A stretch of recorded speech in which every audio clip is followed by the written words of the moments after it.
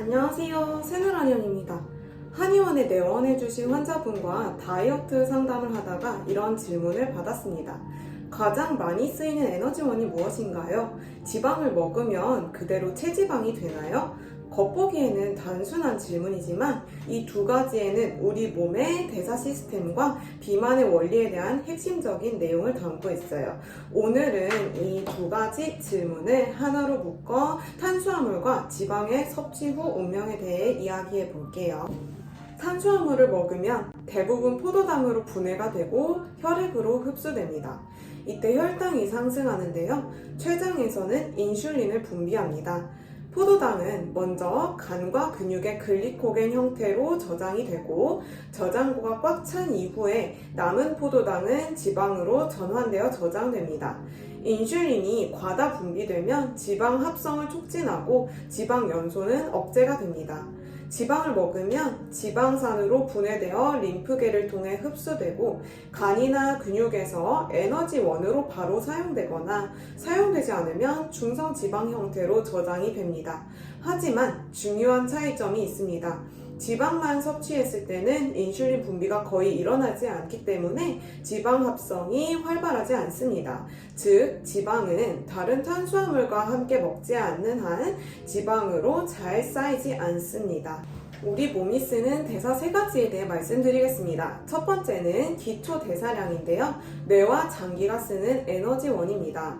우리가 숨쉬고 심장이 뛰고 체온을 유지하는 데 쓰이는 에너지가 바로 기초 대사량입니다. 성인 남성 기준 하루 1600kcal 정도를 기초 대사로 사용합니다. 이 에너지는 갑자기 확 쓰이는 게 아니라 하루 종일 일정하게 소모되는데요. 이런 지속적인 에너지 공급에 가장 적합한 연료는 지방입니다. 불은 느리게 붙지만 오래 타는 장작 같은 연료가 되는 거예요. 두 번째는 활종 대사량, 운동과 구분해서 일상생활에 쓰이는 걸 말씀하는데요. 출근 준비, 사무실에서 일하기, 장보기, 산책하기 이런 일상적인 움직임에서 쓰이는 건 활동 대사량이라고 하는데요. 대개 기초 대사량의 약 30% 정도가 쓰입니다. 역시 격렬한 움직임이 아니라면 지방이 주로 사용됩니다. 우리 몸은 필요할 때마다 조금씩 에너지를 꺼내 쓰는데 이럴 때 장작처럼 지속력이 강한 지방이 효율적입니다. 세 번째로 운동 대사량이 있습니다. 격렬한 근력 운동이나 인터벌 러닝처럼 빠른 에너지가 필요한 순간 몸은 불이 잘 붙는 신문지처럼 탄수화물을 우선 사용합니다. 하지만 운동을 30분 이상 지속하면 지방의 사용 비중이 점점 늘어납니다. 즉, 운동 대사량은 탄수화물과 지방과 함께 사용됩니다. 대사당 쓰이는 에너지원을 다시 한번 정리하자면 기초 대사량은 거의 대부분 지방이고 활동 대사량 역시 지방 비중이 높습니다.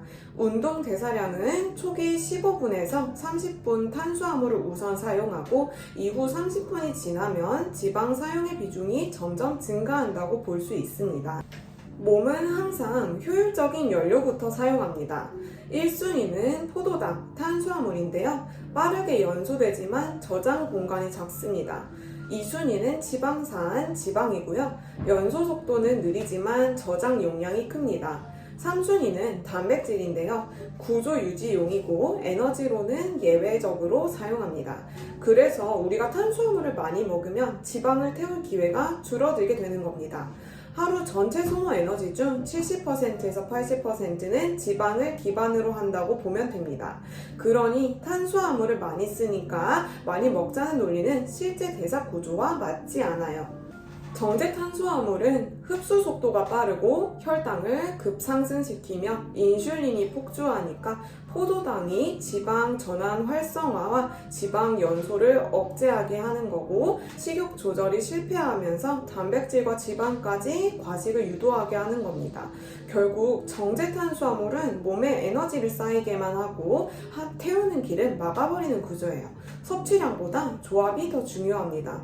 고기 단독으로 먹으면 쉽게 느끼해져서 자연스럽게 그만 먹게 되니까 쌀밥이나 국수, 냉면 등과 함께 먹으면 식욕이 리셋되어 과식하게 됩니다. 이것이 바로 탄수화물과 지방의 조합이 비만을 유발하는 이유입니다. 그럼 어떻게 먹는 게 좋을까요? 탄수화물은 정제가 아닌 비정제로 현미, 통곡물, 채소, 과일 등 위주로 드세요. 단, 과일과 야채도 과식하면 식이섬유가 과잉되어 소화기에 부담을 주고 미네랄 흡수 저해를 일으킵니다. 탄수화물과 지방을 함께 먹을 때 조심하세요. 특히 빵, 밀가루, 설탕 기반 식사에 지방을 더하면 지방이 저장되는 경로로 직행하는 길입니다.